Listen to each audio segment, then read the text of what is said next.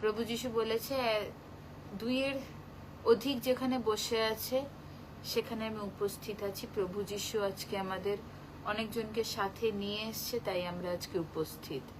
আর প্রভু যিশু আমাদের মধ্যবর্তী আছেন। আমেন।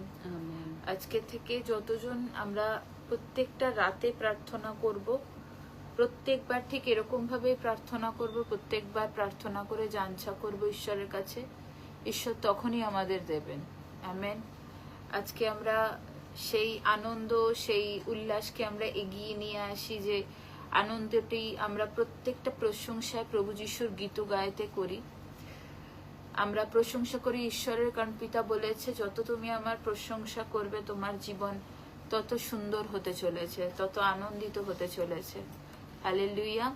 আমরা যতজন একাট্টা থাকি প্রভু যিশুর নামে, প্রভু যিশু বলে আমার দয়া আসতে চলেছে। তুমি আমাদের মধ্যবর্তী থাকো, আমাদের সাথে থাকো, আমার সাথে থাকো, যেন তোমরাও আমার কন্যা বা পুত্র হতে পারো। প্রভু যিশু বলে, যে আমাকে ঈশ্বর বলে, পিতা বলে স্মরণ করেছে, পিতা বলে ডেকেছে, তাকে আমি আমার সন্তান হওয়ার অধিকার দিয়েছি। পিতা মিথ্যে কথা বলে দিয়ে যায়নি কোনো কিছুতেই। পিতা নিজের থেকে বলে দিয়ে গেছে যে তুমি যখন আমাকে জানছা করছো, আমার কাছে চাইছো, প্রভু যিশু তখনই শুনছে। হালেলুয়া।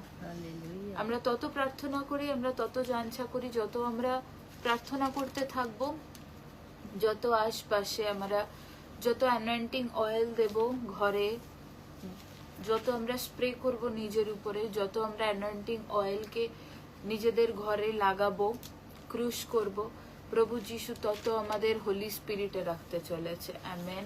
কারণ তৈল প্রভু যিশুর অভিষিক্ত, যে তৈল আমরা পান করি, প্রভু বলে সেরকম ভাবেই তোমার রোগগ্রস্ত সুস্থ হতে চলেছে। পিতর যখন সকল সন্তানদের মাথার উপরে হাত রেখে প্রার্থনা করত, প্রভু বলেছিল যে তুমি সকলের মাথায় হাত রেখে প্রার্থনা করবে, আর তুমি জানছা করবে, তার রোগগ্রস্ত সুস্থ হতে চলেছে। আমেন। সেরকম ভাবেই আমরা অ্যানোয়েন্টিং হব, অ্যানোয়েন্টিং এ থাকবো। যত আমরা অ্যানোয়েন্টিং এ থাকবো, যত আমরা ঈশ্বরের কথাটা শুনবো, কথা বুঝবো, কথা বুঝবো, যেরকম সেরকম শুনবো, সেরকম চলবো, তত আমাদের জীবন উন্নতিতে যেতে চলেছে।